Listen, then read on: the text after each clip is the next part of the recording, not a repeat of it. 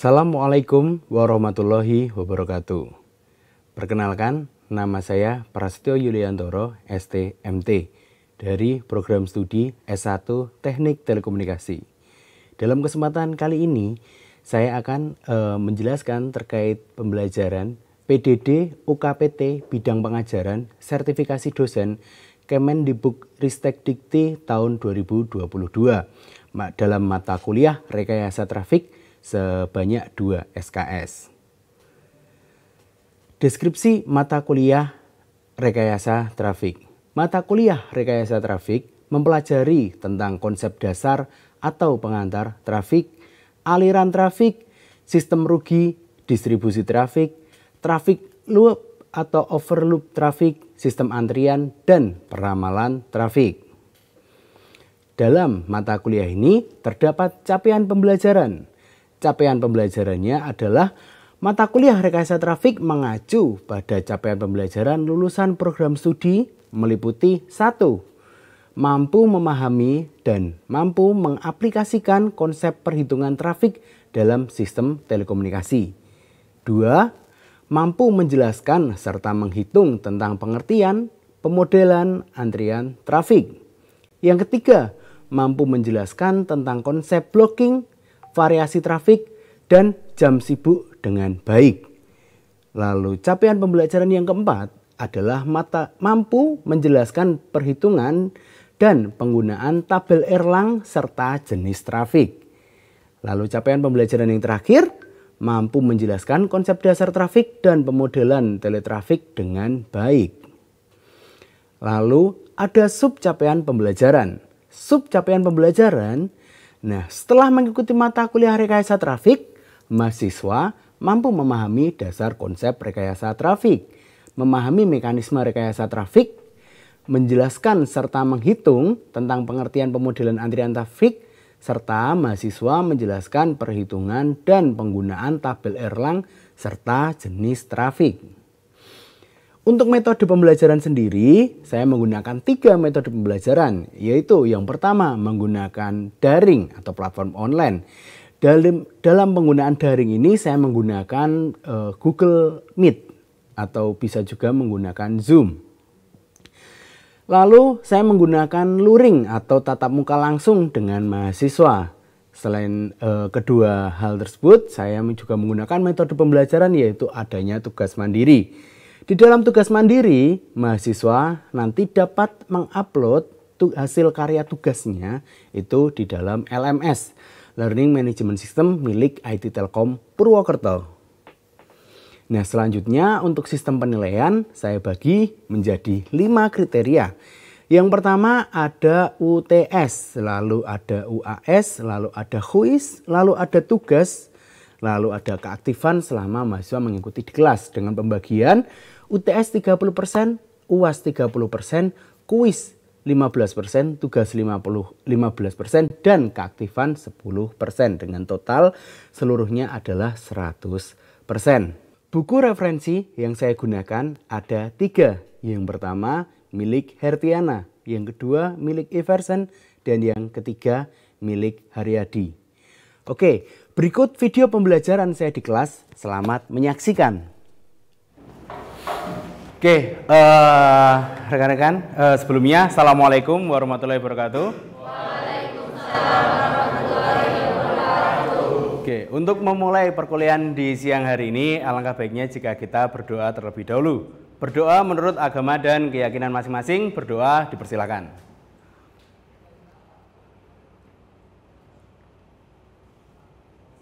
Cukup? Oke, sebelumnya saya ingin jargon dulu ya, biar semangat ya. Kita jargonnya seperti biasa, selamat pagi gitu ya. Sorry, bukan selamat pagi, tapi semangat pagi ya. Semangat pagi, pagi gitu ya. Oke, semangat pagi, pagi. Sip, luar biasa. Tepuk tangan dulu nih. Oke, kali ini saya ingin mata kuliah rekayasa trafik diampu oleh saya, Prasetyo Yuliantoro. Di sini kita akan belajar terkait apa itu rekayasa trafik ya.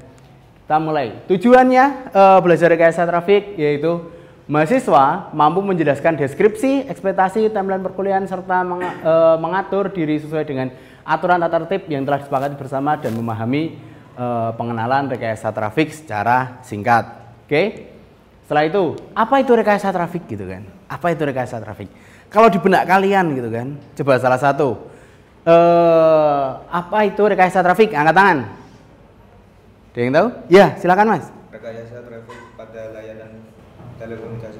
Oke, rekayasa trafik pada layanan telekomunikasi. Benar. Karena rekayasa trafik itu pasti digunakan untuk layanan telekomunikasi, ya.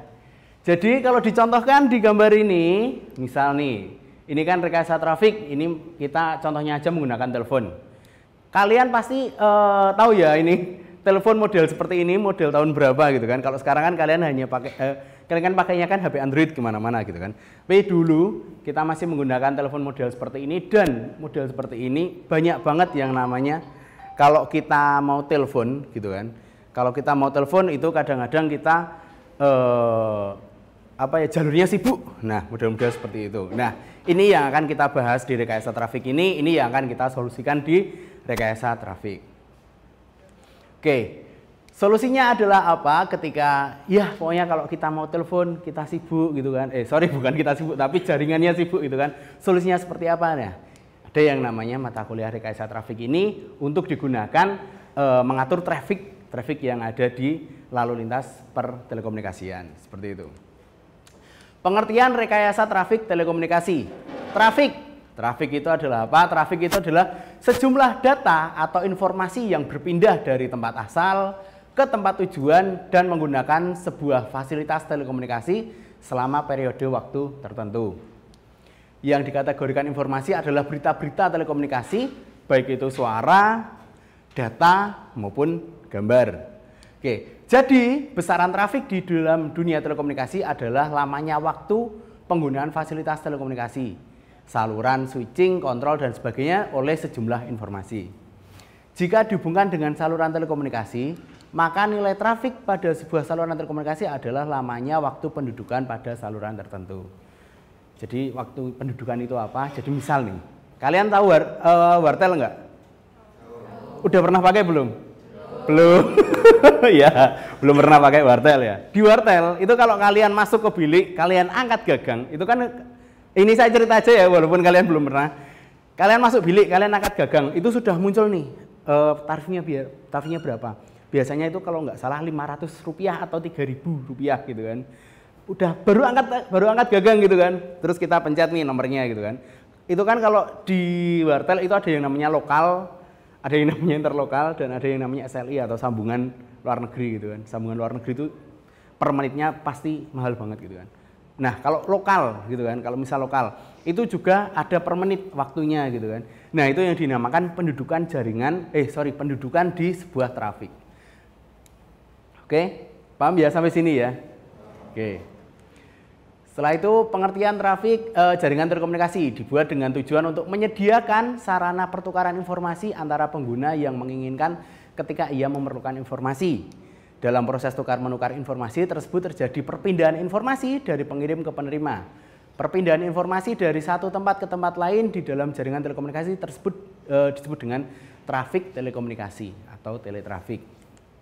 Oke. Hal-hal yang berkaitan dengan trafik telekomunikasi, ada yang namanya sistem, ada yang namanya QoS, ada yang namanya incoming traffic. Nah, ini semua nanti akan dipelajari kalian di materi-materi berikutnya. Jika tersedia sistem dan incoming traffic, bagaimana quality of service yang diinginkan user? Nah, lalu jika tersedia incoming traffic dan diperlukan quality of service yang baik, bagaimana dimensionnya atau pembentukan sistemnya gitu. Nah, ini saling berhubungan. Jika tersedia sistem dan quality of service yang baik, berapa besar beban trafik yang diinginkan. Nah, ini semua saling berkaitan. Oke, contohnya di sini. Rekayasa trafik menentukan hubungan antar ketiga faktor. Yang pertama adalah quality of service, sistem atau kapasitasnya, lalu adalah traffic load atau bebannya ya, beban trafik. Oke. Hubungan antar ketiga faktor tersebut apa? Sistem dapat berupa perangkat tunggal, link dalam jaringan IP, paket prosesor, dan lain-lain, seluruh atau sebagian jaringan. Trafiknya terdiri dari bits, atau paket, atau burst, atau flow, atau calls, atau connection, tergantung pada sistem dan skala waktu yang digunakan. Quality of service, seperangkat parameter untuk mendefinisikan kinerja layanan yang menentukan tingkat kepuasan user. Oke, nah hubungannya itu seperti ini ya. Sistem capacity sama traffic load. Jadi ketika kita membutuhkan suatu kapasitas sistem, nah ini bebannya itu pasti juga akan meningkat.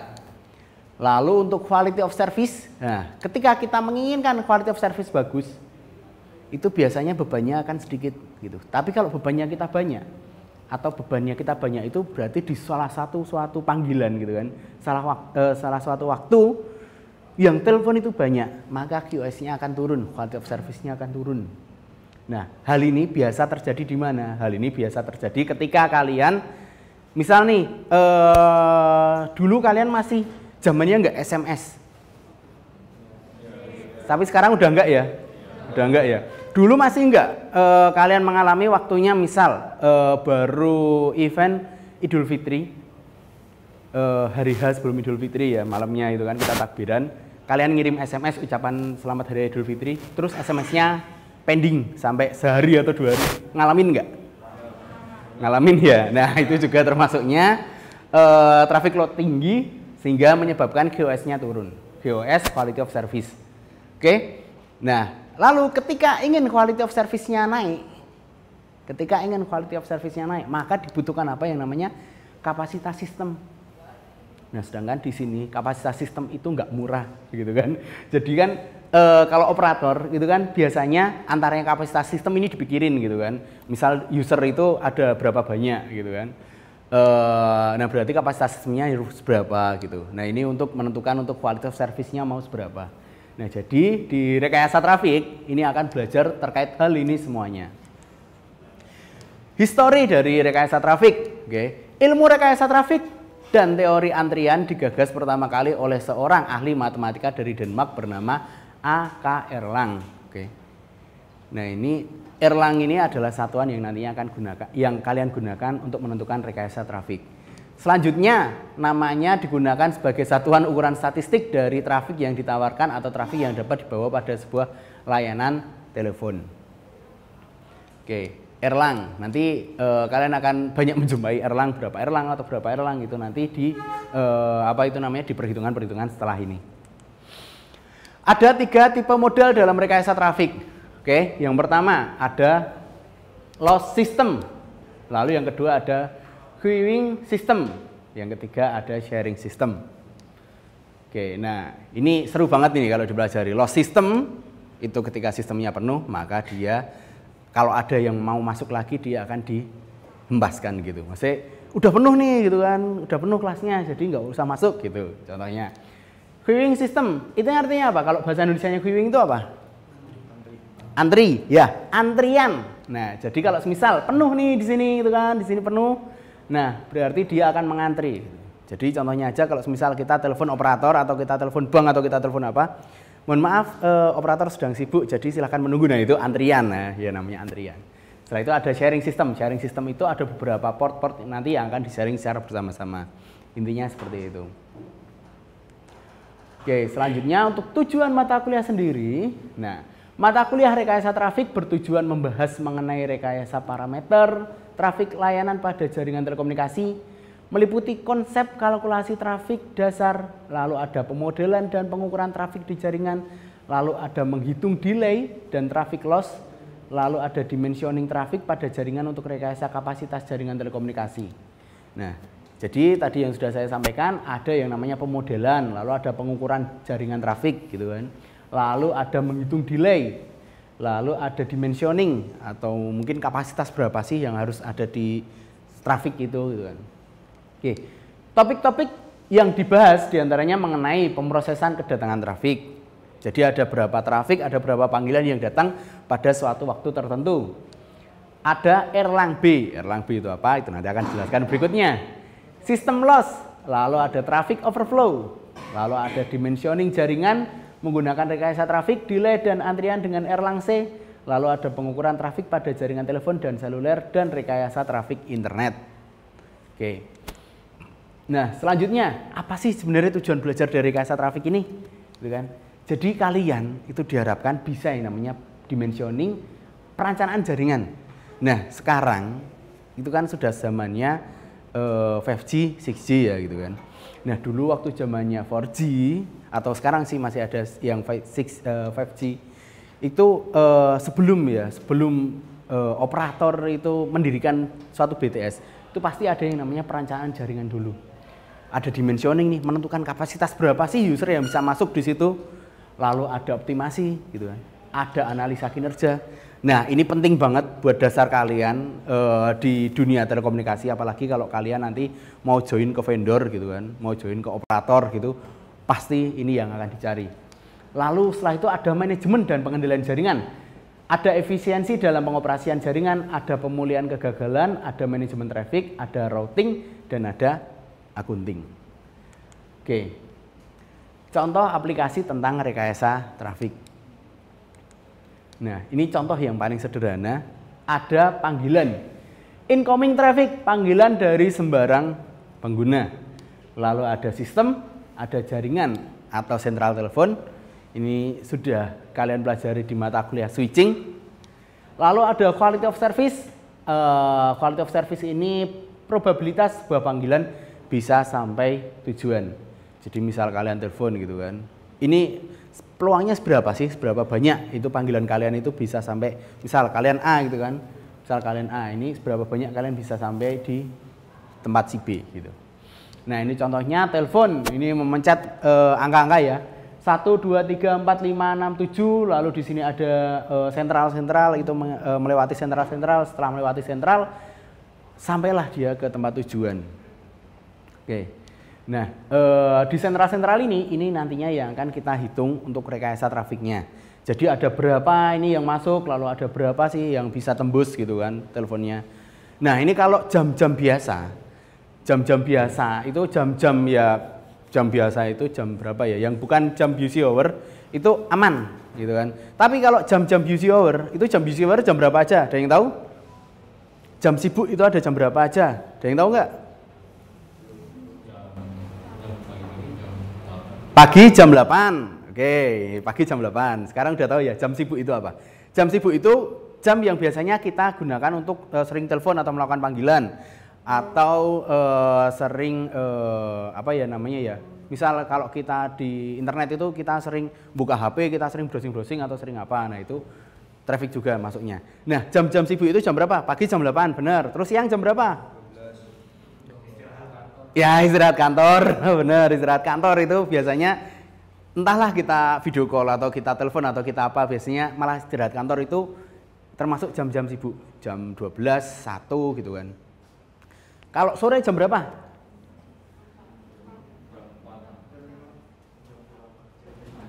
Terus jam berapa lagi? 4, 5, 6. Oh, urutin aja ya gitu. Jam sore itu biasanya lepas dari jam 5 gitu kan. 5, 6, 7, 8. Itu biasanya jam-jam sibuk gitu kan. Tapi sibuknya itu enggak sehektik sibuk kalau pagi jam 8 pagi ya.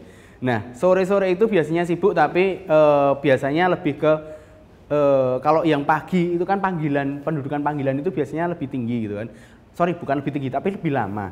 Tapi kalau jam-jam malam itu paling cuma ngobrol-ngobrol sebentar. Kalau misal kita ditelepon itu ya pendudukannya nggak begitu lama sih, nggak begitu lama yang pagi. Kecuali gitu kan, kalau kalian LDR itu kan teleponnya lama gitu kan.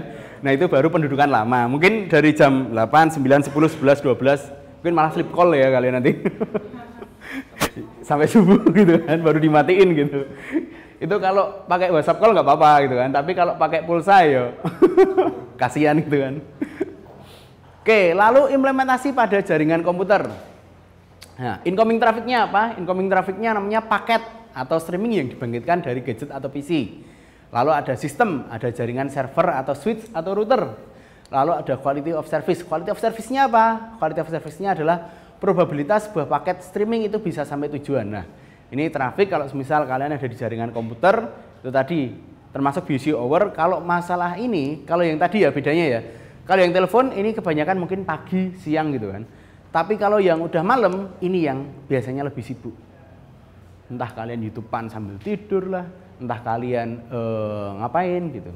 Oke, lalu selanjutnya bidang-bidang yang terkait, ada teori probabilitas, ada proses stokastik, ada teori antrian, ada analisa statistik, ada riset operasi, ada teori optimasi, lalu ada teori pengambilan keputusan, ada teknik simulasi atau OOP. Oke, referensi. Nah, jadi ini silakan dicatat di buku masing-masing untuk referensinya. Silakan referensinya ada di Prima Lecture, .pens, ACID, rekayasa trafik, topik. Oke, di foto juga boleh. Nanti ini di LMS juga ada ya. Nanti ini di LMS juga ada. Oke. Nah, selanjutnya ini ada tugas. Nah, tadi kan saya sudah menyebutkan nih, gitu kan. Trafik itu apa, contohnya apa. Ini ada tugas yang harus kalian kerjakan. Nah, tugasnya yang pertama, apa yang dimaksud dengan rekayasa trafik? Oke, ini di foto aja nggak apa-apa. Nanti ini kalian jawab di kertas gitu kan, di sebuah kertas ditulis. Setelah itu nanti kalian submit di LMS, di foto gitu kan. Terus nanti boleh JPG atau boleh PDF gitu. Nanti kalian submit di LMS ya, LMS Rektraf. Oke, apa yang dimaksud dengan rekayasa trafik? Lalu selanjutnya apa kegunaan atau fungsi mempelajari rekayasa trafik? Lalu tadi contoh-contohnya, aplikasinya apa? Oke, nah sampai sini ada yang mau tanyakan? Ya, silakan Mas. Kalau rekayasa trafik itu tuh apakah hanya dari layanan telekomunikasi saja atau ada yang lain? Oke, rekayasa trafik itu bukan hanya di layanan telekomunikasi. Sebenarnya ya kalau kita bilang rekayasa trafik, trafik itu kan ada banyak banget nih. Termasuk trafik lalu lintas itu juga trafik gitu kan. Nah, tapi di sini kita memang fokusnya ke layanan telekomunikasi. Tapi memang kalau trafik itu apa saja itu pasti membutuhkan trafik gitu kan. Dari kita jalan gitu pasti membutuhkan trafik gitu kan, jalan raya. Lalu dunia telekomunikasi, kalian WA, kalian telepon kabel atau telepon apa pasti membutuhkan trafik gitu. Lalu ada lagi trafik yang internet atau yang tadi di jaringan tadi, itu juga pasti ada yang namanya trafik. Pasti ada yang namanya antrian, pasti ada yang namanya misal kalian ya, kalian ngakses suatu website gitu kan.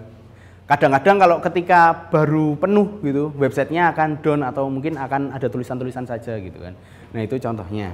Nah ada juga misal traffic itu kalau kalian internetan di sini, pernah ngalamin lemot nggak? Nah itu trafficnya baru tinggi berarti gitu. Oke, gitu ya rekan-rekan semuanya ya. Sip, terima kasih. Berarti nanti itu tugasnya, silakan dikerjakan. Waktunya 1 minggu. Dikumpulkan di LMS, ingat di foto, tulis jawabannya tulis tangan, di foto lalu kirimkan di LMS, itu sebagai bukti tugas yang sudah kalian submit. Oke, kalau begitu terima kasih telah mengikuti perkuliahan di siang hari ini. Kurang lebihnya saya mohon maaf. Wassalamualaikum warahmatullahi wabarakatuh.